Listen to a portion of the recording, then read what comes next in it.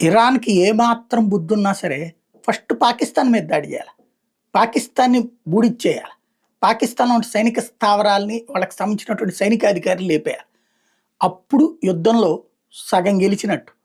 ఎందుకంటే, నీచాతి నీచులైన పాకిస్తానోళ్ళు, సొంత మతస్థులనైనా సరే అమ్మేస్తారు, చంపేస్తారు. దిగజారిపోయిన దరిద్రులు వాళ్ళు.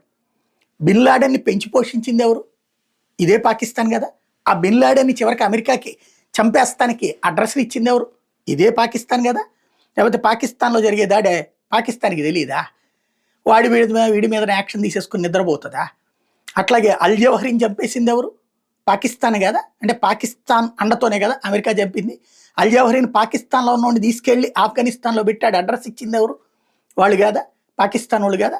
అట్లాగే ఆఫ్ఘనిస్తాన్‌లోని తాలిబాన్లను తీసుకొచ్చి కాపాడిందెవరు? చివరికి ఆ తాలిబాన్ల మీద యుద్ధం చేయడానికి తన భూభాగాన్ని ఇచ్చింది గూడా అదే పాకిస్తాన్ గదా!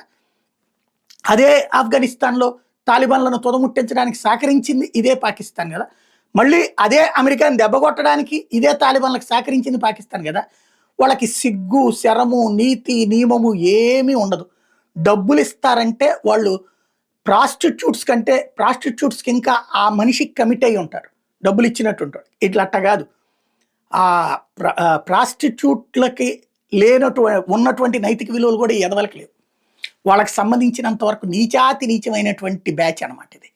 ముస్లిములలోనే దరిద్రపు జాతి అనమాట వీళ్ళు. ముస్లిం సామాజిక వర్గంలో బాధ్యత కలిగినోళ్ళు అనేక మంది ఉంటారు. ఇది బాధ్యతారహితమైనటువంటి వర్గం అనమాట అక్కడ. ఇప్పుడెళ్ళి ఆసిఫ్ మునీర్‌తో అమెరికా అధ్యక్షుడు భేటీ ఏంటి? ఆసిఫ్ మునీర్ ఎందుకు పోయాడు? ఇరాన్‌కి సంబంధించినటువంటి రక్షణ రహస్యాలు ఎవరిస్తున్నారు ఇప్పుడు? ఇరాన్ దగ్గర ఏమేమి ఉన్నాయో ఎవరిస్తున్నారు? పాకిస్తానే ఇస్తోంది. ఇప్పుడు అర్జెంట్‌గా పిచ్చోడే పిలిచాడేంటి ట్రంప్?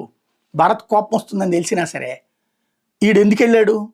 అంటే ఈళ్ళ అవసరాలు ఈళ్ళు తీర్చుకోవాలి. రేపో మాపో పాకిస్తాన్ అధ్యక్షుడైనా ఆశ్చర్యపోనక్కర్లేదు. మళ్ళీ అక్కడ సైనిక పాలన వచ్చినా ఆశ్చర్యపోనక్కర్లేదు. తద్వారా అలాంటి హామీ ఏదో ఇస్తాడు. అట్లాంటి హామీ తీసేసుకుని ఇప్పుడు ఇరాన్‌కి సంబంధించినటువంటి దాని మీద దాడులకి సహకరిస్తాడు.